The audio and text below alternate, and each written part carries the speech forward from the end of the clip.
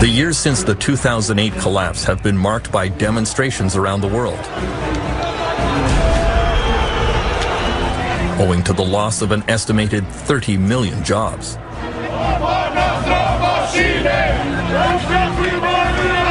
In many places, there were violent street protests, but they were easily weathered by governments and large corporations. In some countries, however, the struggle went much further and left a lasting mark.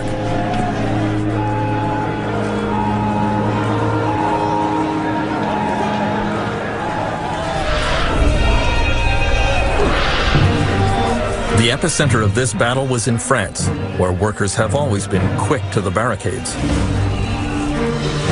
Because of the meltdown, in March 2009, the Continental Tire Company announced that it would be forced to close its factory in the town of Clairvaux, cutting 1,120 jobs.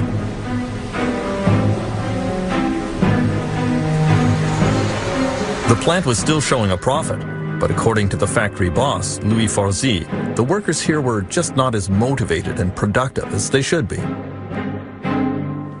Selon moi, et c'est les chiffres qui le montrent, nos résultats sont inférieurs à ceux des autres usines.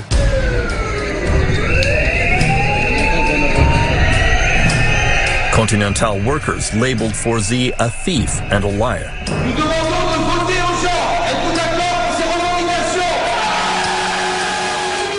They convened a meeting at the plant to organize a protest. J'ai supprimé ma vie de famille pour Continental. C'est honteux. Forzy showed up to address them. He made a show of his patience and forbearance, until an egg in the head changed his mind. He immediately decided that perhaps he had underestimated the situation and made a tactical withdrawal from the field of battle. Why did that happen? Why? Because people were shocked, they were angry. Je pense aussi qu'il était au courant depuis longtemps qu'il allait y avoir une fermeture du site.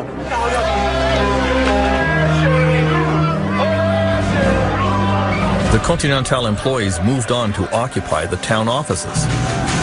Le bureau du sous-préfet, c'est où? Ouais, vous êtes avec nous, vous êtes avec les Conti, madame, là, quand même. Les gars, on n'est pas venus ici pour rigoler. On n'est plus des moutons, on est des lions. When union leader Xavier Mathieu received news that a judge refused to grant them an injunction to stop the plant closing, he and the workers began trashing the place.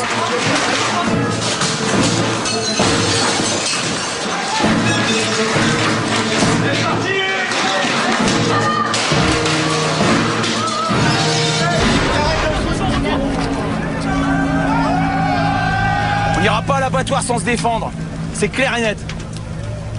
Le désespoir des gens qui sont foutus dehors. C'est pas de la cruauté, ça? C'est pas de la violence? Si, c'est de la violence. Il n'y a pas que la violence physique dans la vie. Il y a la violence morale aussi. Moi, je suis fier de ce que les mecs ils ont fait aujourd'hui. Et n'attendez pas. The worker uprising began to spread across the country and became increasingly threatening. The Caterpillar Heavy Equipment Company in Grenoble announced that, in spite of record profits, they would be cutting 20,000 jobs worldwide, over 700 here in France. The global meltdown would reduce demand for their bulldozers, and so production would have to slow down. On March 2nd, workers surrounded the plant. Ils ont dit qu'ils descendaient toutes les heures pour nous informer de l'avancement de ces négociations. They were following the instructions of union leader Pierre Picaretta, who, like his father before him, has worked his whole life at Caterpillar. On est des humains et on n'accepte pas, là, tête baissée, cette économie qui nous fait souffrir. Donc on ne pouvait pas accepter comme ça le fait d'annoncer des bénéfices records et de licencier les personnes. Oh, venez les gars, vous faites quoi là? 3 weeks of negotiations led nowhere. Tous ensemble, tous ensemble, ouais! Ouais! Tous ensemble, tous ensemble, ouais! Ouais!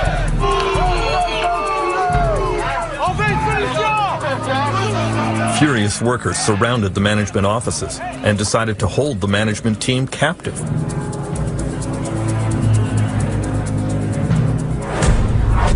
The first union leader on the scene was Nicolas Benoit. Ce coup-là, les patrons ne sont pas partis, donc on les a obligés à venir à la table des négociations pour discuter.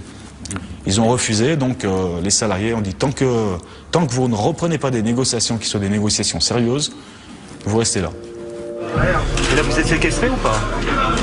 Pour l'instant, nous sommes... Non. Nicolas Polutnik led the management team that was taken prisoner. At first, he refused any further discussions with the union. Faut pas nous prendre pour des putes. Alors, messieurs, vous voulez reprendre les négociations? With the Caterpillar bosses held captive, the situation became increasingly dangerous. The police did not immediately intervene. The union leaders were trying to keep control of the situation. Oh, les gars, on dort ici, hein? The media were then told that the bosses would be staying the night.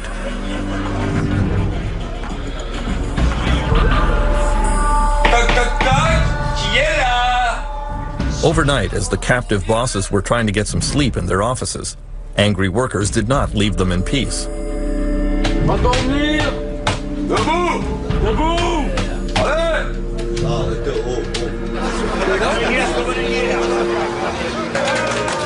The Caterpillar kidnapping incident made news around the world.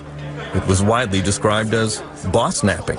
In the French Alps, at the U.S. tractor company Caterpillar, where managers were locked in and stripped of their speakerphone. Boss-napped all night. President Nicolas Sarkozy realized this extreme reaction to the global meltdown was turning into a public relations disaster for France. He went on national television to denounce the kidnappers. Qu'est-ce que c'est que ces histoires d'aller séquestrer les gens? On est dans un état de droit. Je ne laisserai pas faire les choses comme ça. Dans un état de droit, la loi, elle doit être respectée. Privately, however, French Finance Minister Christine Lagarde was critical of Caterpillar management. She thought that the situation was exacerbated by the ham-fisted tactics of the American company, a common problem with foreign-owned firms. On a souvent constaté dans des entreprises sous capitaux étrangers que le dialogue n'était pas aussi riche et aussi développé parce que le centre de décision est ailleurs. After an anxious night, Caterpillar management agreed to resume negotiations. In exchange, the union allowed the bosses to leave the plant, although there were some tense moments on the way out.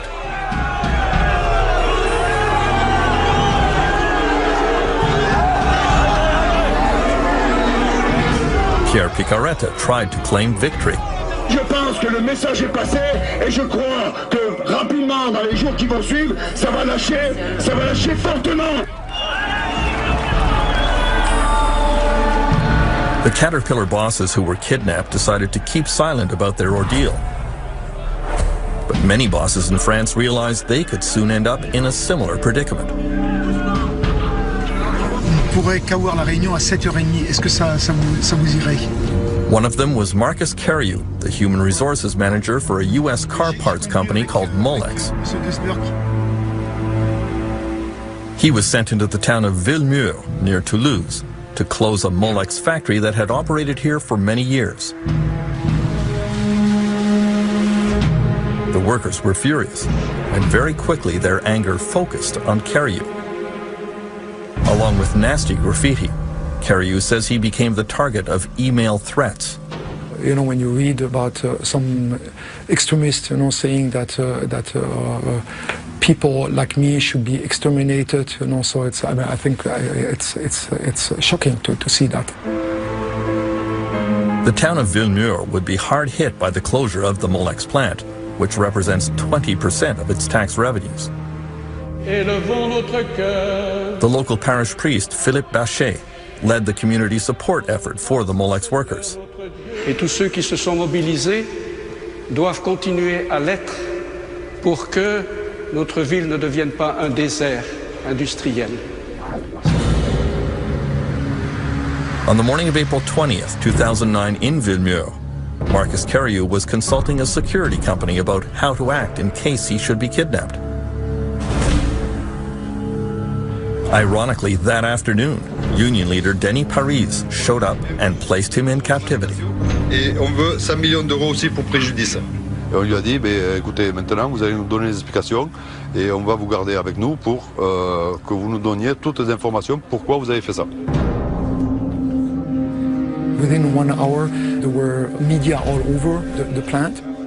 I felt like an animal in a cage. The people there, they offered some food. They offered us some mattresses as well so that we could comfortably sleep in this office. The mattress was absolutely dirty, so I was in touch with our security advisor. He said, well, in 1 out of 2 cases they spit in the sandwiches, so I didn't want to touch that. After 26 hours, Marcus Cariou and his colleague Colin Kolbach were released from captivity. Oui, je suis fatigué, soulagé de partir, mais... Even as they left, they felt threatened. You could see from people shouting and screaming that there was extremely heavy aggression there. My colleague, she came out and she was in tears afterwards because she didn't expect, she had been working quite a couple of years with these people to react like this. In the end, the Molex company paid some extra compensation to the laid-off workers, but did not back down from closing the plant. The rage against Marcus Cariou only increased, to the point that he travels with bodyguards as he conducts final negotiations. Cariou complained that he was treated like a monkey in a zoo, but union leader Paris openly threatens him with much worse. Il n'est pas encore reparti, Cariou, s'il faut arriver à le séquestrer. Mais là, je parle de séquestration et le traiter comme un singe, on va y arriver. C'est fort possible que ça arrive aussi, d'ici la fin. Mais bon, il verra la différence du traitement qu'il a eu et du traitement qu'il va avoir. Finance Minister Christine Lagarde has to walk a fine line about union militancy in France. She denounces violence and she knows that foreign companies don't like the turbulent atmosphere here. On the other hand, she points out that the people who have paid the greatest price for the global financial collapse are workers. Les actionnaires vont s'en sortir. Les cours de bourse remontent. En revanche, ceux qui souffrent, ce sont évidemment les effectifs des entreprises, puisqu'il y a des menaces de restructuration, Les événements nous invitent à prendre position et à soutenir les causes justes. Father Philippe Bachet says that French workers give an example to the world by defining employment as an essential human right. Ce sont des gens qui n'acceptent pas facilement ce qu'on leur propose, ce qu'on leur fait faire. Et donc ils se raidissent et ils défendent à la fois leurs droits, c'est normal. Ils essayent de défendre aussi leur travail. Et le travail, c'est aussi très important pour l'homme. L'homme a besoin de travailler.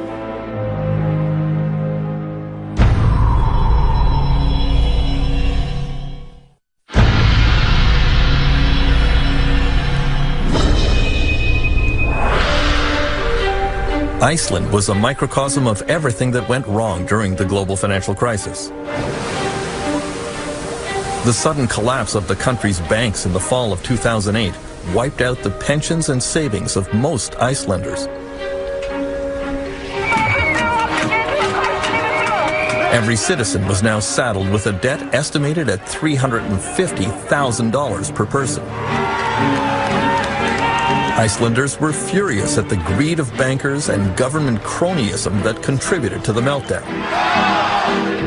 In early 2009, some took to the streets to express their dissatisfaction. First, they surrounded the National Parliament, and protest leaders appealed to the public to come out and support them. I sort of wasn't very optimistic that we would be able to mobilize the people. But every week, every day, you got such shocking news that completely shook the foundations of, your sense of what was moral. The immorality that was exposed to us was so shocking that people started to come together.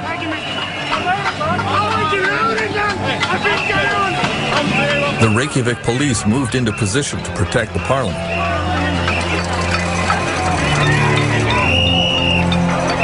Inevitably, there were scuffles. Nothing like this had ever happened in Iceland, and both sides were unsure how to proceed.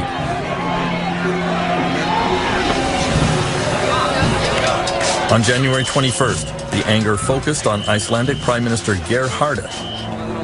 His car was surrounded and pelted with eggs and garbage. He was shaken by the incident, especially because it came shortly after a difficult visit to his doctor.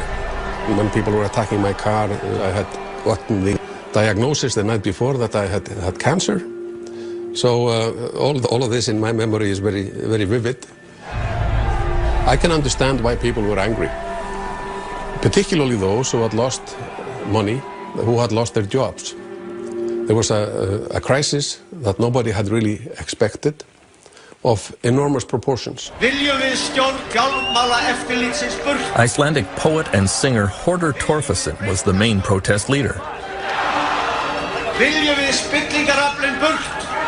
I said to the people, we are all angry, but use your anger as a positive force. Don't destroy, don't use violence, don't attack people, don't go to the homes of the politicians, because that's private.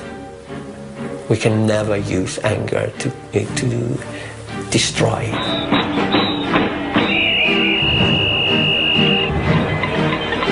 Torfason asked the crowd to go home and get their pots and pans, then come down and serenade the politicians in the parliament. Við þurfum ekki að nota alla þessa peninga.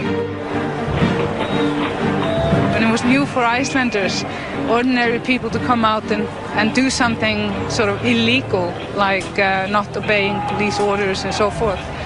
And in the end, it almost became tribal. There were so many people with pots and pans and homemade drums, and there was this beating and the fires outside the parliament.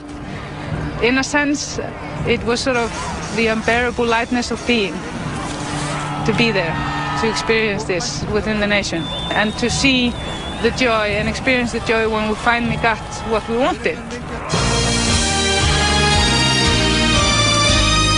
On January 23rd, Icelandic Prime Minister Geir Haarde addressed his countrymen on national television and announced that he was resigning due to illness. Og velja sér nýjan formann sem leiða mun flokkinn í næstu kosningum. Takk fyrir. His governing coalition fell apart. National elections were called. The new government in Iceland was left to clean up the incredible mess left by the bankers and politicians who preceded them. Og í dag yfirgefur Steingrimur Sigfusson became the new finance minister. Obviously, the international crises are hitting a lot of countries, but in Iceland it's probably more painful than almost anywhere else, because things were taking to such extremes in Iceland.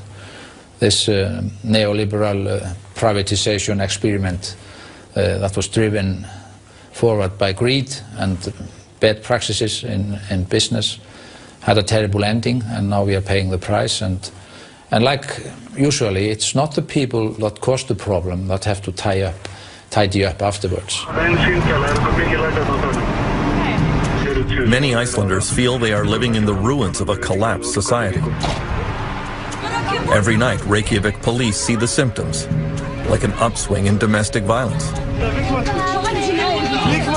Here a woman has called for help because her estranged husband has broken into her house and grabbed her baby in a fit of drunken desperation.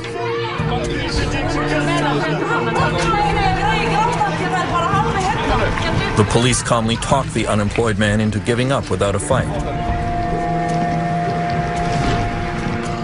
Constable Stefan Einarsson says police here are sympathetic with people who become despondent after they lose their jobs. We're just people like everybody else. We have mortgages and car payments we have to make. So we're in the same situation as everyone else. Protest leader Birgitta Jónsdóttir was elected to the Icelandic parliament. I feel incredibly strange, and at the same time I feel deeply honored to be trusted, to be in there. I will just carry on doing what I was elected to be sort of a bridge or a voice for ordinary people, for the grassroots movements within this building there. As a result of the meltdown, young people in Iceland faced decades of high taxes and reduced social services to help pay off the debts run up by Icelandic banks.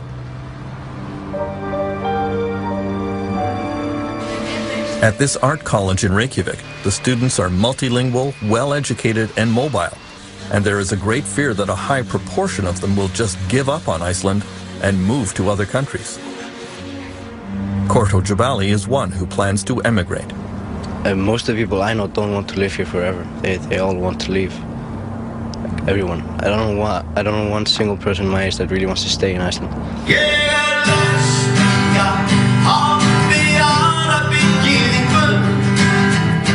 Icelandic protest leader Hordur Torfason has resumed his career as a performer.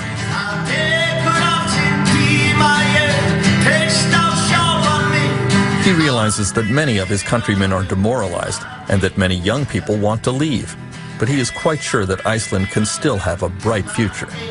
I think many of these people, if they go away and they look around in the world and they start revaluing or seeing what really they will come back. I traveled the world, I've seen so many things I think this society is a very good one and we have the opportunity to build it up. And I see signs of this beginning. People are really standing together and helping each other.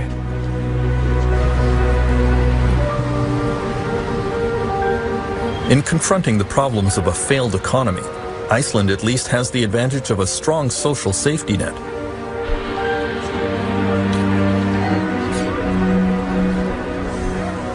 The situation is much more difficult in what is being called the Western world's most surprising failed state, California.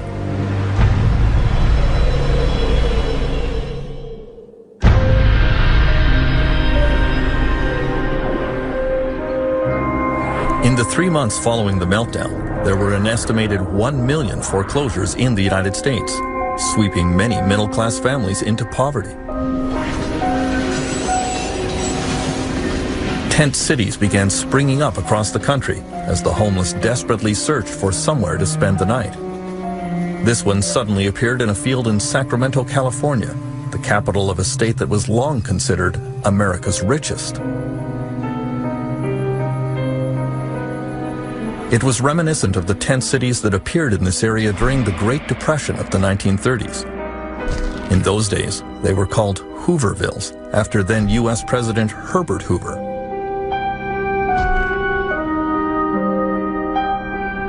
Back then, homeless people camped along the banks of the Sacramento River at the edge of town.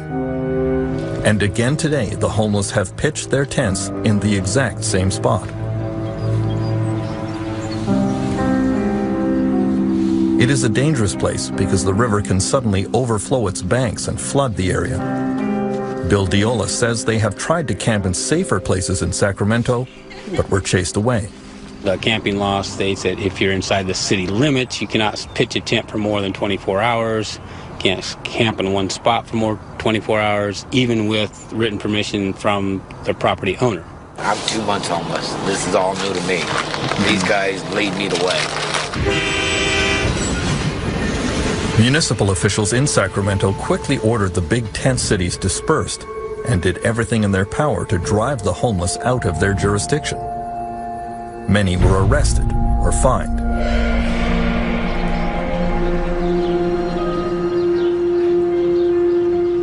The Harrelson family of Sacramento have been homeless for months. When debt overcame them, they sold their house and tried to move in with relatives, but it didn't work out. They are on bicycles now because they can't afford a car, which is sadly ironic because Francis is a retired auto worker. I worked for General Motors for about 30 years.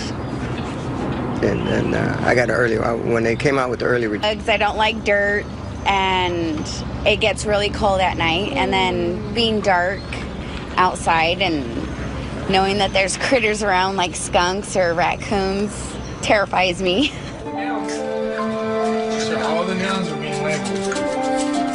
The Harrelsons' 8-year-old son Joseph attends the Mustard Seed School in Sacramento, a school specially for children who are homeless. We do recess, then we go in and we eat breakfast there, and we do a journal and DOL. And after the afternoon, we do math or science, just fun stuff to do. After the global financial collapse knocked so many families out of their houses and down below the poverty line, there are now over 1.5 million homeless children in the United States. This school is privately funded by a charity called Loaves and Fishes. It's not uncommon when the kids first come, you know, we have sack lunches that groups in the community have fixed for the kids, and a child will be eating her lunch, and the teachers will notice that she's hiding food. And when asked, that little girl will say, well, it's for my mother. I know she's going to be hungry. And for a child to be hiding food to take care of her hungry mother is not the way things should be. What is this? I have no idea. There's times where he gets really frustrated at us and he'll tell us, why can't you just give us a home like other normal kids? I want my own room back. It breaks my heart when he gets frustrated like that. It really breaks my heart to have to sit there and tell him, you know, I'm sorry. More and more charity organizations are stepping up to offer food and clothing to the homeless, but the demand just keeps growing. Almost 2 years after the meltdown, unemployment and homelessness in California is still getting worse, not better. There are over 100,000 homeless military veterans in the United States, the greatest collection of them in the Los Angeles area. Many of them suffer from post-traumatic stress and other mental illnesses. One of them recently crawled into a dumpster in Santa Monica and burned himself alive. The LA County Jail now houses the greatest collection of mentally ill people in the country. The government here simply can't provide any other facilities or treatment for them. Please welcome the 38th Governor of the state of California, Governor Arnold Schwarzenegger recently announced a new range of budget cuts, which will certainly make the situation even worse. But he remains optimistic. The power of California's innovators and entrepreneurs is still strong. We are still the shining city on the hill. I don't consider it by any means a failed state.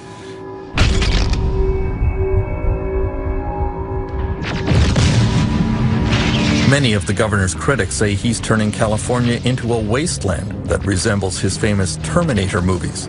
He doesn't see it. When I was doing movies, I enjoyed destroying everything. I mean, I loved blowing up buildings and loved destroying cars and wiping out people and all those kind of things. So by the time the landscape was there, it was just everything was burning and everything was a wreck. But now when you turn on the news, you see the same thing when they talk about the economy. But the reality of it is it's not that bad. It is bad. We did go down with the economy, but we're going to be okay in California. This debate is turning into a bit of a family feud for Republican Governor Schwarzenegger. He's married to Maria Shriver, whose family has long been associated with the Democratic Party. His brother-in-law, Bobby Shriver, is now the mayor of Santa Monica. He thinks California is a failed state. The optimistic side of the argument is the state's failed. Something radical needs to happen. The non-optimistic side, to me anyways, look, everything's going to be okay. When in fact, it's not okay now, it's getting worse, and it could get a lot worse. If you're a disabled senior at home and someone comes and gives you your food and cleans your diaper once a day, that person's about to be fired. You're going to have to move out of your apartment into a nursing home where you don't know anybody in order to save $15 a day in California. The most creative, smartest group of people in America. Can't figure out how to finance that. That's a failed situation.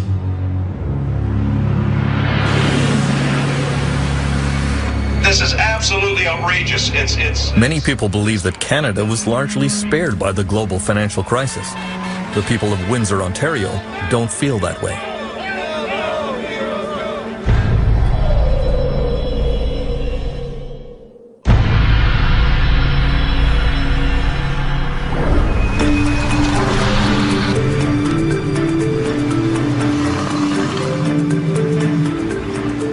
the spring of 2010, the residents of Windsor, Ontario come to a picnic to say goodbye to the General Motors Corporation. It's a bittersweet occasion. The company is bringing its 90-year history in this city to an end with the closure of its last plant here. The last 500 GM workers in Windsor are losing their jobs and joining the list of workers around the world who have been hurt by the meltdown. The auto industry has been among the worst hit.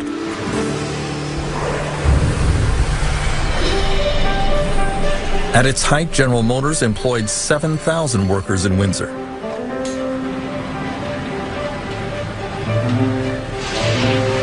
But today, GM says there is just not enough work to keep this transmission plant open. As 49-year-old Ray Simard spends his last days on the assembly line, he has fond memories of the day he walked in the door in 1981. As a child, I visited the plant. As a young boy, I always said, I'm going to work at General Motors. And I got the job, and I was ecstatic. It's a beautiful thing, working for the biggest corporation in the world.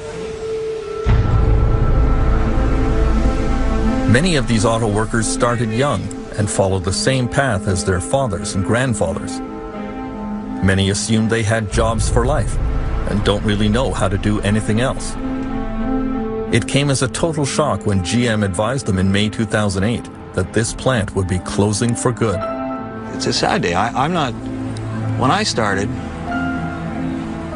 people left a job for me so that I could retire. I'm going to retire, and I'm not leaving a job for my children. That's disheartening. It really is. You feel a bit somehow responsible for that? Or? Sure. We all do. We all have to take responsibility for that. At the height of the financial crisis, it looked as if General Motors would not be the only major casualty in the automobile sector.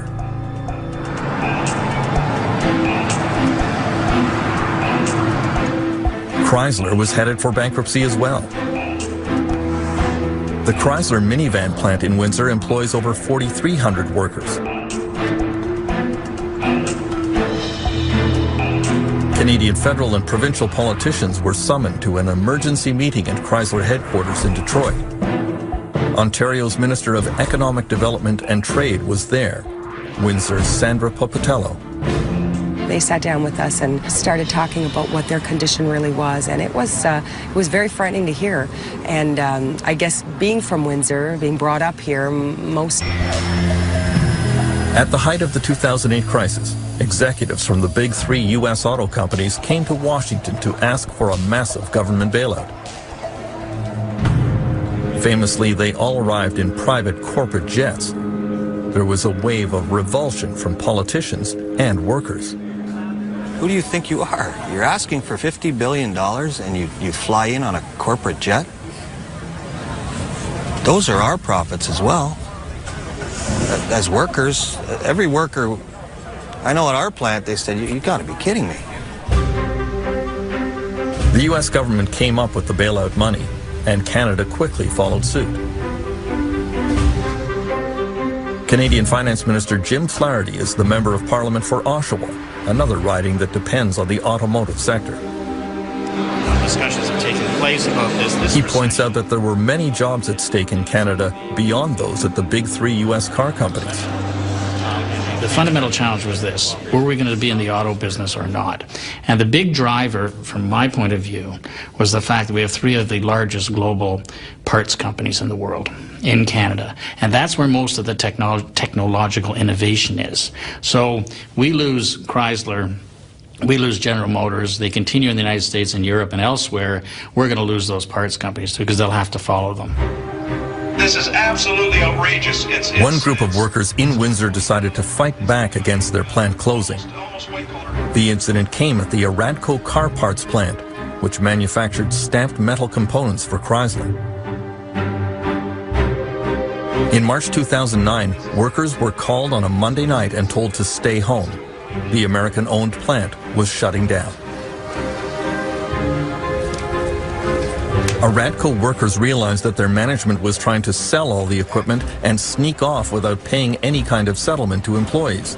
some of whom had worked for decades and were owed $30,000 or $40,000. Not today, motherfucker! Go home! They decided to stop trucks that were arriving to empty out the plant.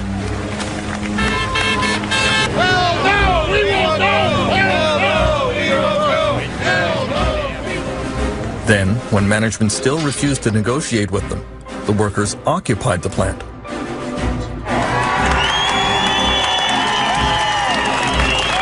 it pathetic when our guys have got to go to this length? We got to stand in a building and take over a building to get our point across. Among the union leaders standing on the roof was Jerry Farnham. Some of the workers here have decided to take over the plant. That's the only thing they have in order to try to get the monies that are owing to them. Sir, they have the right to refuse your entry. Okay, that's what they're doing. The battle moved on to a downtown hotel where Aradco's parent company was trying to hold an auction to sell off the equipment inside the plant. Keep going, all the way around, guys. The workers were able to mobilize to disrupt the proceedings. There were a few tense moments until the police finally intervened. I assure you and I guarantee you that there will be no auction today. That's my promise.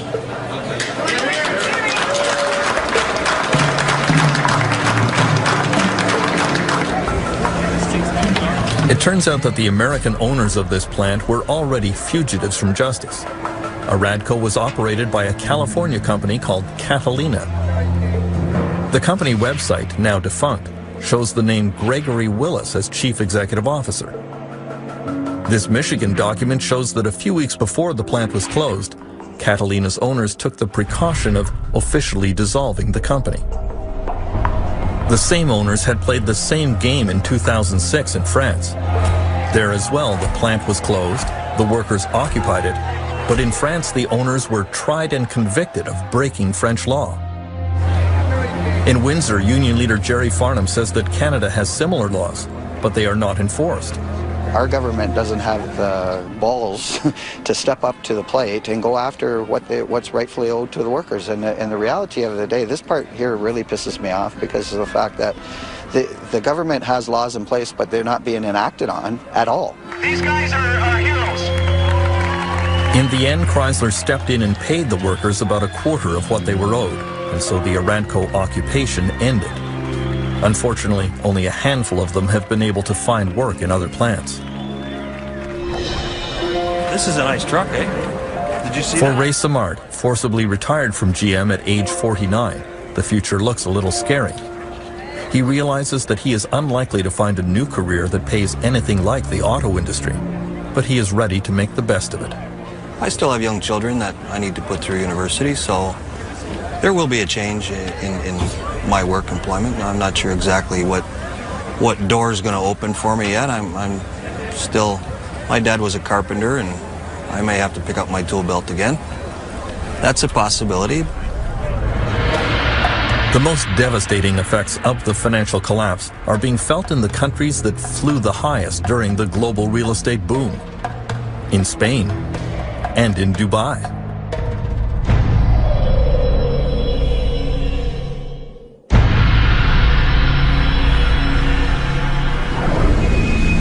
Most workers around the world had little way to fight back against the effects of the meltdown. During the boom years, Spain was called the miracle of Europe. No more. At 6 a.m. every morning at the Plaza Elliptica in Madrid, immigrant workers from many countries line up and hope to be picked for a day's work by small contractors who drive by. With unemployment at 20%, they were the first to lose their jobs. The Spanish government recently offered to pay immigrants to go back to where they are from. Few took up the offer. Suleiman from Mali says he will hold on here in hopes that things will improve. But he sees no evidence that will happen.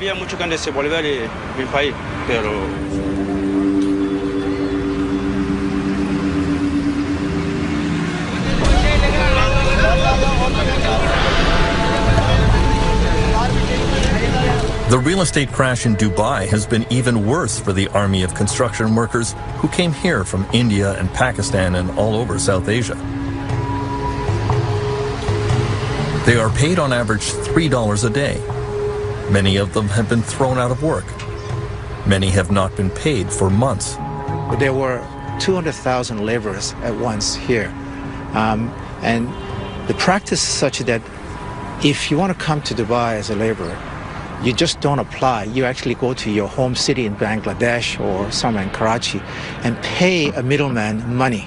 So you're buying yourself a visa, okay? And while you're working, you're actually paying back maybe your prepaid visa rights through the first year. So imagine if those guys didn't get paid for 2 or 3 months.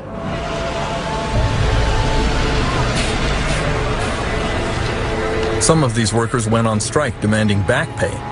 Dubai authorities started rounding up unemployed workers and forcibly expelling them from the country.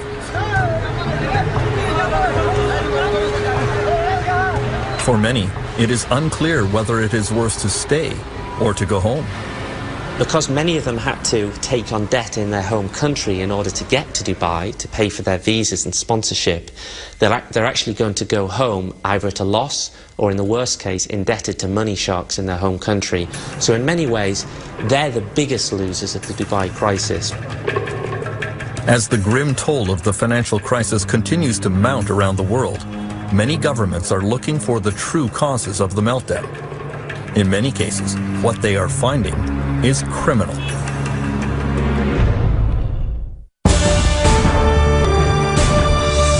Next time, the conclusion of meltdown.